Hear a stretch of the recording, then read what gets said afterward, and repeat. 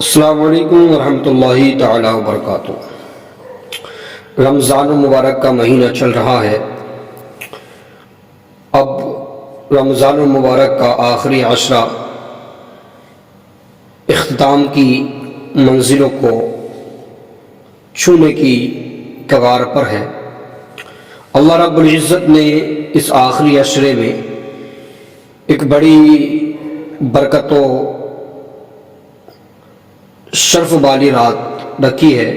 اللہ رب العزت نے ارشاد فرمایا، بسم اللہ الرحمن الرحیم، انا انزلناہ فی لیلۃ القدر۔ اللہ کے نام سے شروع جو نہایت مہربان رحم والا۔ بے شک ہم نے اسے شب قدر میں اتارا، یعنی بے شک ہم نے اس قرآن مجید کو لوح محفوظ سے آسمانی دنیا کی طرف یک بارگی شب قدر میں نازل کیا۔ شب قدر شرف و برکت والی رات ہے۔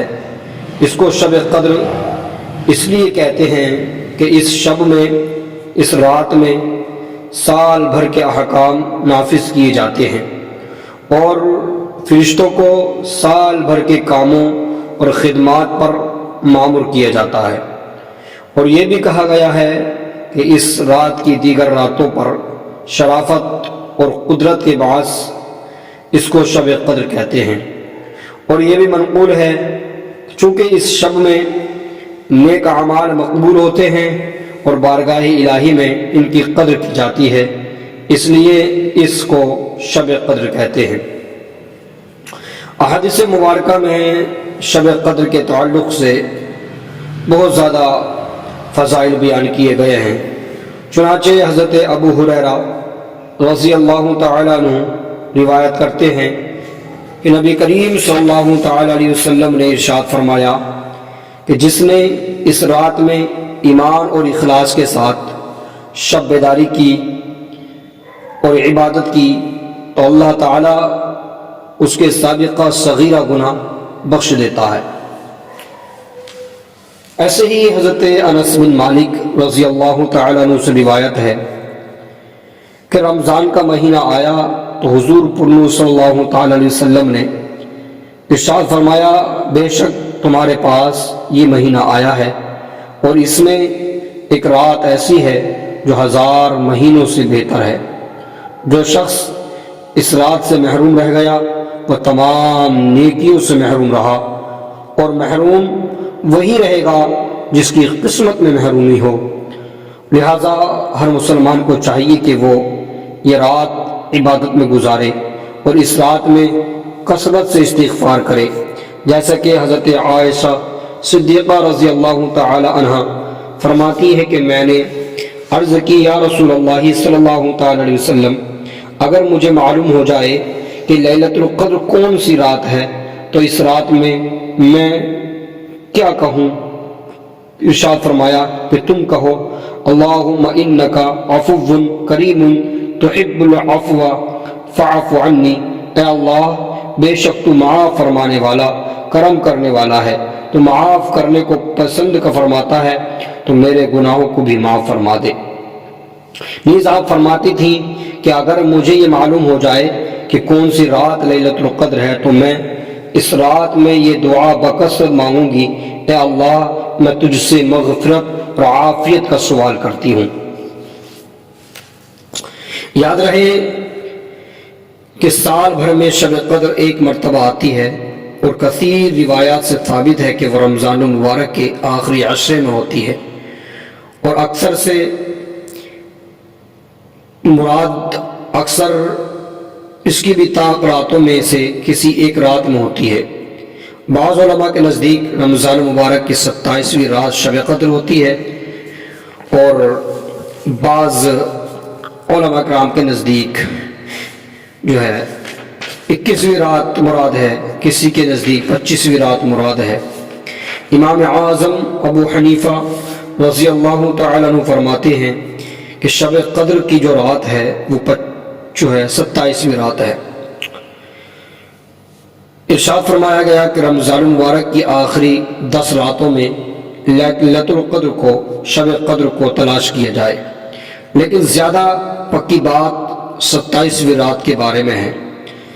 حضرت امام مالک رضی اللہ تعالیٰ عنہ کے نزدیک آخری عشرے کی تمام راتیں برابر ہیں، کسی رات کو دوسری راتوں پر فضیلت حاصل نہیں۔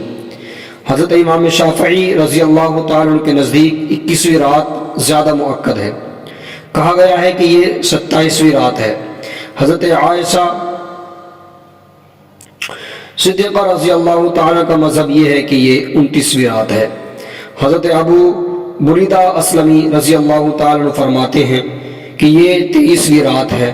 حضرت ابو ذر اور حضرت حسن رضی اللہ تعالیٰ عنہما فرماتے ہیں کہ یہ 25ویں رات ہے۔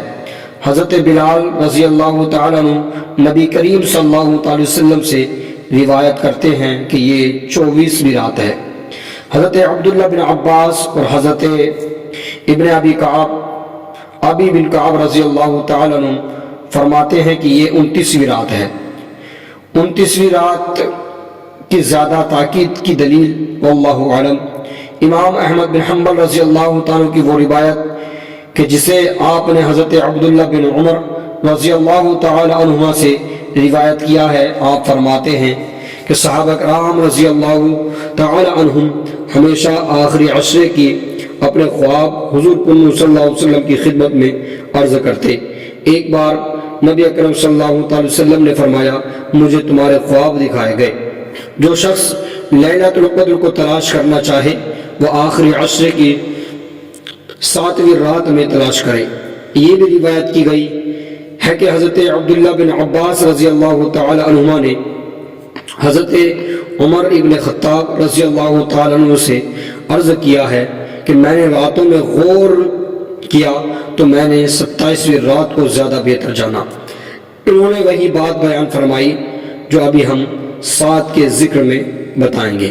انہوں نے فرمایا کہ آسمان 7 ہیں، زمین 7 ہے، راتیں 7 ہیں، دریا 7 ہیں، صفا اور مروہ کے درمیان سعی کے چکر 7 ہیں، بیت اللہ شریف کے طواف میں 7 چکر اور جملوں کی کنکریاں 7، انسانی تخلیق کے مراحل 7، اس کا رزق 7 دانوں سے ہے، اس کے چہرے میں 7 سوراخ ہیں، خواتین 7 ہیں، سورہ فاتحہ کی 7 آیات ہیں، قرآن پاک کی قرأت 7 طریقوں سے ہے اور 2 بار اترنے والی آیات 7 ہیں سورہ فاتحہ۔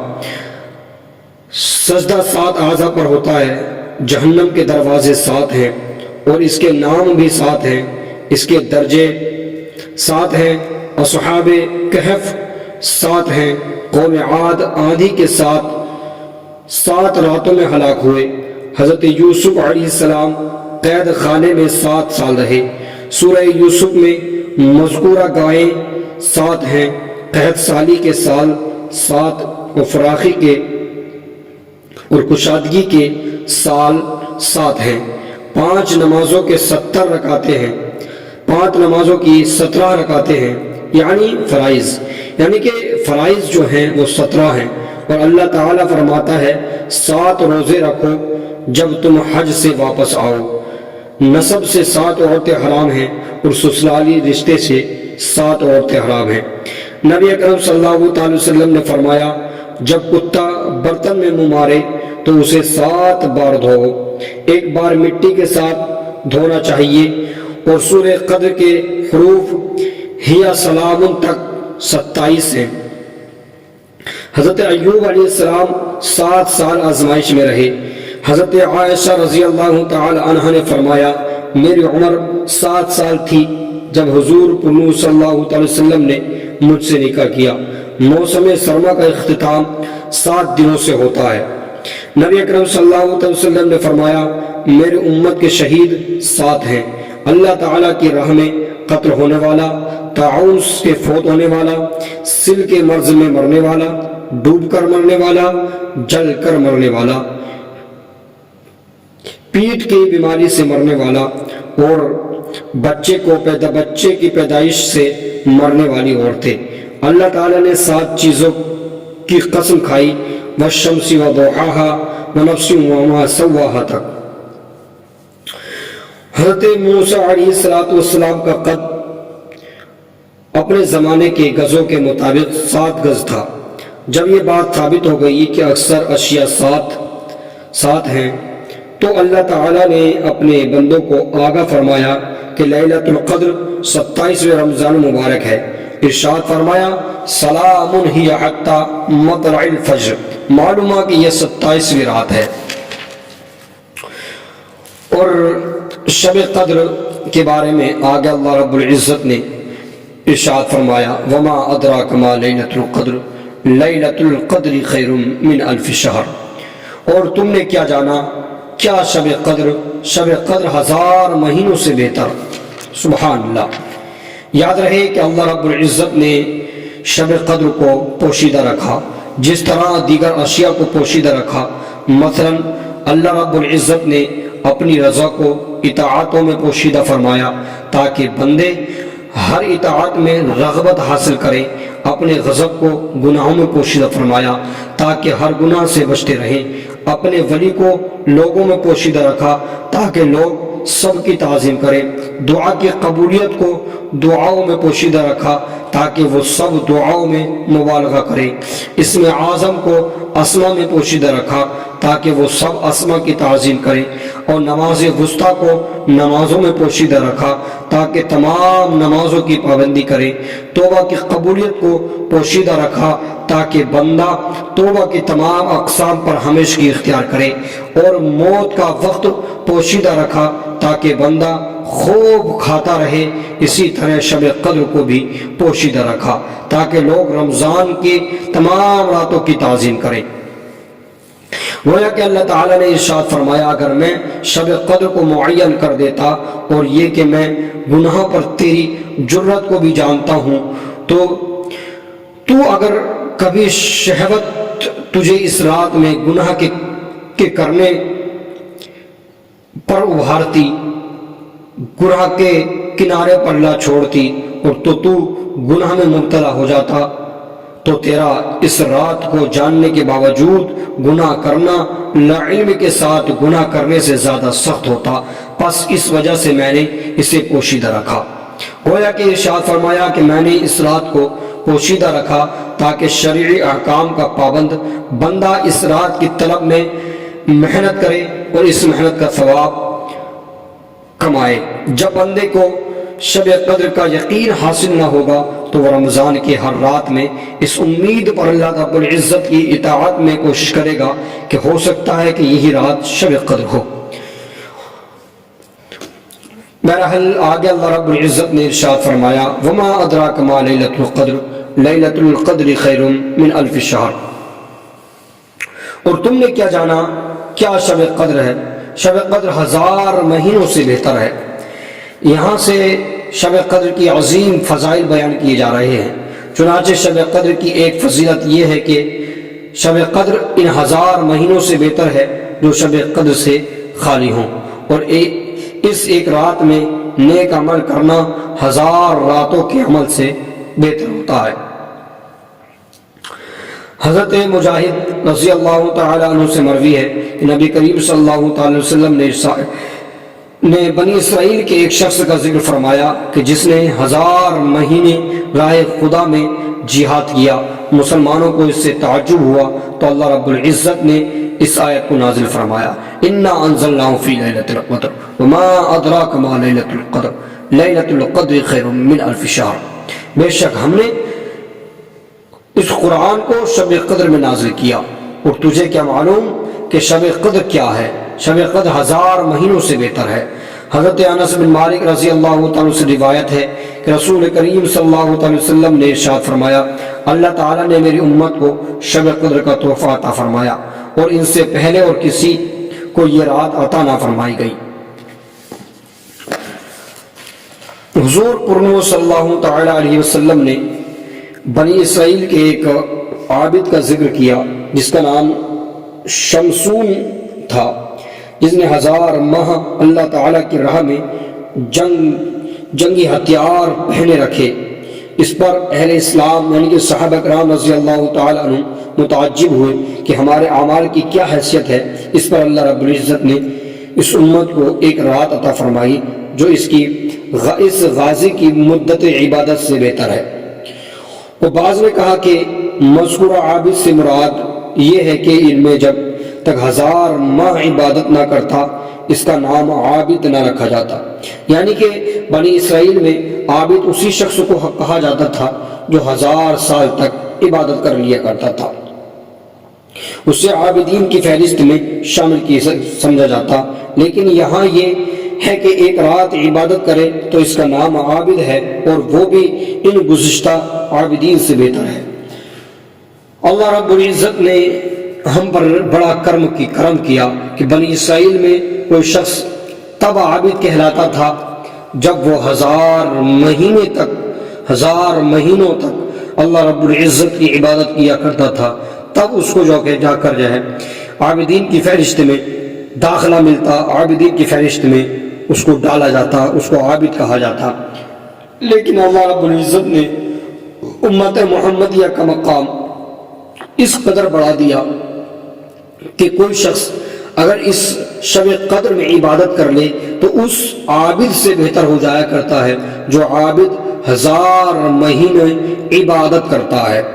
اور ایک مرتبہ یہ بھی روایت ہے کہ رسول کریم صلی اللہ علیہ وسلم نے پچھلی امتوں کو دیکھا کہ ان کی عمریں طویل اور آپ کی امت کی عمریں چھوٹی ہیں، اس سے آپ کو خوف ہوا کہ میری امت کے اعمال ان امت کے اعمال تک نہ پہنچ سکیں گے، تو اللہ رب العزت نے آپ کو رات عطا فرمائی جو ان امتوں کے 1000 ماہ کی عبادت سے بہتر ہے، اور وہی رات ہے جس کو ہم لیلۃ القدر کہا کرتے ہیں۔ لیلۃ القدر ایک بڑی فضیلت کی حامل رات ہے۔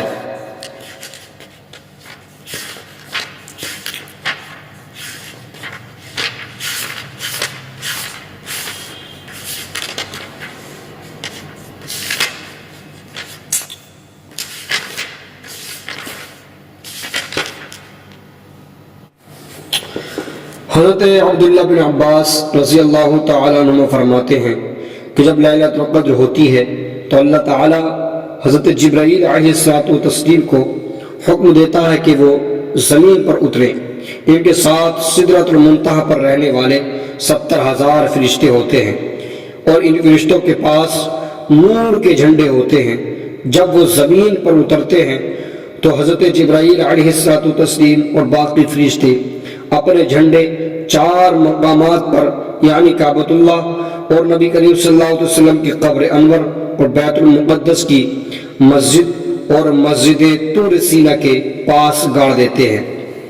پھر حضرت جبرائیل علیہ السلام فرشتوں سے فرماتے ہیں کہ پھیل جاؤ، چنانچہ وہ پھیل جاتے ہیں، اور کوئی مکان، کوئی حجرہ، کوئی گھر اور کوئی کشتی ایسی نہیں ہوتی جس میں کوئی مومن مرد یا عورت ہو اور وہ فرشتے اس میں پہنچ نہ جاتے ہوں۔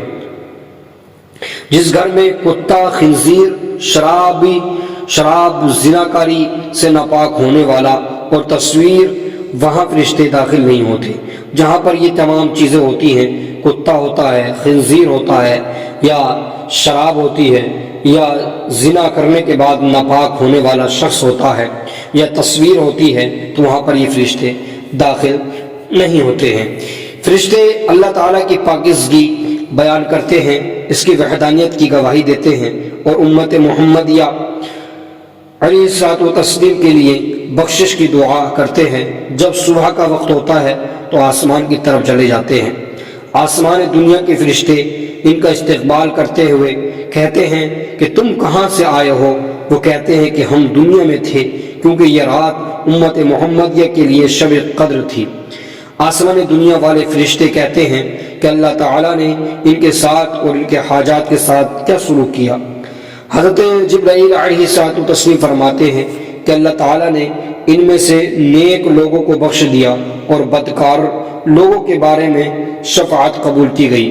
پھر آسمان دنیا کے فرشتے بلند آواز کے ساتھ اللہ تعالیٰ کی تسبیح و تقدیس بیان کرتے ہیں اور اللہ رب العزت کی ثنا کرتے ہیں، اور اس بات پر اس کا شکر ادا کرتے ہیں کہ جو اس نے امت کو مغفرت اور رضا کی صورت میں عطا فرمائی۔ پھر آسمان دنیا والے فرشتے دوسرے آسمان والوں تک پہنچتے ہیں وہاں بھی یہی سوال و جواب اور حمد و ثنا کا سلسلہ چلتا ہے۔ پھر اسی طرح ایک آسمان سے دوسرے آسمان تک، حتیٰ کہ ساتویں آسمان تک پہنچ جاتے ہیں۔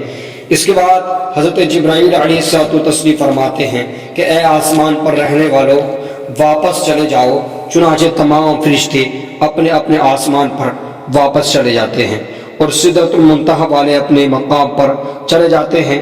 سدرۃ المنتہا پر رہنے والے فرشتے ان سے پوچھتے ہیں کہ تم کہاں تھے، تو وہی جواب دیتے ہیں جو جواب انہوں نے آسمان دنیا والوں کو دیا تھا۔ سدرۃ المنتہا والے فرشتے بلند آواز سے اللہ تعالیٰ کی تسبیح و تقدیس کرتے ہیں۔ یہ آواز جنت المأوہ میں سنی جاتی ہے، پھر جنت النعیم میں، پھر جنت العدن میں، اس کے بعد جنت الفردوس میں، اور پھر اللہ تعالیٰ کا عرش یہ آواز سنتا ہے۔ چنانچہ عرش الہی بلند آواز سے اللہ تعالیٰ کی پاکیزگی بیان کرتا ہے اور اس کی وحدانیت کا ذکر کرتا ہے، اور تمام جہانوں کو پالنے والے کا شکر ادا کرتے ہوئے اس کی ثنا بیان کرتا ہے۔ اس نے اس امت کو یہ مقام عطا فرمایا۔ اللہ تعالیٰ عرش سے فرماتا ہے، حالانکہ وہ اچھی طرح جانتا ہے کہ اے میرے عرش، تو نے اپنی آواز کیوں بلند کی؟ وہ کہتا ہے کہ یا اللہ، مجھے یہ خبر پہنچی ہے کہ تو نے گزشتہ رات حضرت محمد صلی اللہ علیہ وسلم کی امت کے نیک لوگوں کی بخشش فرمائی اور ان میں سے بدکار لوگوں کے بارے میں نیک لوگوں کی سفارش قبول کی۔ اللہ تعالیٰ فرماتا ہے، اے میرے عرش، تو نے سچ کہا، اور حضرت محمد صلی اللہ علیہ وسلم کی امت کے لیے میرے ہاں وہ قدر و منزلت ہے جسے نہ کسی آنکھ نے دیکھا اور نہ کسی کان نے سنا اور نہ ہی کسی دل میں اس کا خیال پیدا ہوا۔ کہا گیا ہے کہ حضرت جبرائیل علیہ السلام جب لیلۃ القدر میں آسمان سے اترتے ہیں تو ہر شخص سے مصافحہ اور سلام کرتے ہیں۔ اس کی علامت جسم پر بالوں کا کھڑا ہونا، دل کا نرم ہونا اور آنکھوں سے آنسو کا جاری ہونا، اور اس لیے ایک روایت ہے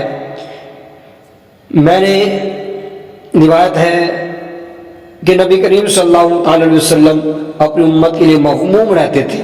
اللہ تعالیٰ نے فرمایا، اے محمد صلی اللہ علیہ وسلم، آپ مغموم نہ ہوں، میں آپ کی امت کو دنیا سے اس وقت تک نہیں لے جاؤں گا جب تک ان کو انبیاء کرام علیہ السلام کے درجات نہ دوں۔ اور یہ اس طرح کہ انبیاء کرام علیہ السلام پر فرشتے روح و رسالت، وحی اور کرامت کے ساتھ اترتے ہیں، اسی طرح فرشتے لیلۃ القدر میں آپ کی امت پر میری طرف سے ثواب اور رحمت کے ساتھ نازل ہوں گے۔ لیلۃ القدر کی علامت یہ ہے کہ یہ رات معتدل ہوتی ہے، نہ یہ گرم ہوتی ہے نہ ٹھنڈی۔ کہا گیا ہے کہ اس رات کو کتوں کے بھونکنے کی آوازیں نہیں آتی، اور آنے والی صبح سورج اس طرح طلوع ہوتا ہے کہ اس کی شعاعیں نہیں ہوتی، وہ ایک تھال کی طرح ہوتا ہے۔ اور اللہ تعالیٰ اپنے مومن بندوں میں سے جن کو چاہے اولیاء کرام اور عبادت گزار لوگوں کے لیے چاہتا ہے، ان کے مراتب اور احوال و منازل قرب کے اعتبار سے ان پر اس رات کو منکشف فرما دیا کرتا ہے۔ تو اللہ رب العزت نے آگے ارشاد فرمایا، تنزل الملائکۃ والروح فیہا بإذن ربہم من کل امر سلام ہی حتی مطلع الفجر۔ اس میں فرشتے اور جبرائیل اترتے ہیں اپنے رب کے حکم سے، ہر کام کے لیے وہ سلامتی ہے صبح چمکنے تک۔ یعنی کہ شب قدر کی دوسری فضیلت بیان کی گئی، جیسے کہ ابھی احادیث مبارکہ میں گزری، کہ آگے اللہ رب العزت نے ارشاد فرمایا کہ اس میں جبرائیل علیہ السلام اترتے ہیں اور دیگر فرشتے اترتے ہیں، اور وہ اللہ رب العزت کی جانب سے جو ہے سلامتی اور مغفرت اور دعائیں کرتے رہتے ہیں امت محمدیہ کے لیے۔ اور حضرت انس رضی اللہ تعالیٰ سے روایت ہے، رسول کریم صلی اللہ علیہ وسلم نے فرمایا، جب شب قدر ہوتی ہے تو حضرت جبرائیل علیہ السلام فرشتوں کی جماعت میں اترتے ہیں اور ہر اس کھڑے بیٹھے بندے کو دعائیں دیتے ہیں جو اللہ کا ذکر کر رہا ہوتا ہے۔ شب قدر کی تیسری فضیلت یہ ہے کہ یہ رات صبح طلوع ہونے تک سراسر بلاؤں اور آفتوں سے سلامتی والی ہوا کرتی ہے۔ اللہ رب العزت سے دعا ہے کہ پروردگار عالم ہم تمام کو اس شب میں عبادت کرنے کی توفیق عطا فرمائے۔ اللہ رب العزت ہم تمام کو اس رات کا صدقہ عطا فرمائے، توبہ کرنے کی توفیق عطا فرمائے۔ ما علینا الا البلاغ المبین۔ السلام علیکم ورحمۃ اللہ تعالی وبرکاتہ۔ السلام علیکم۔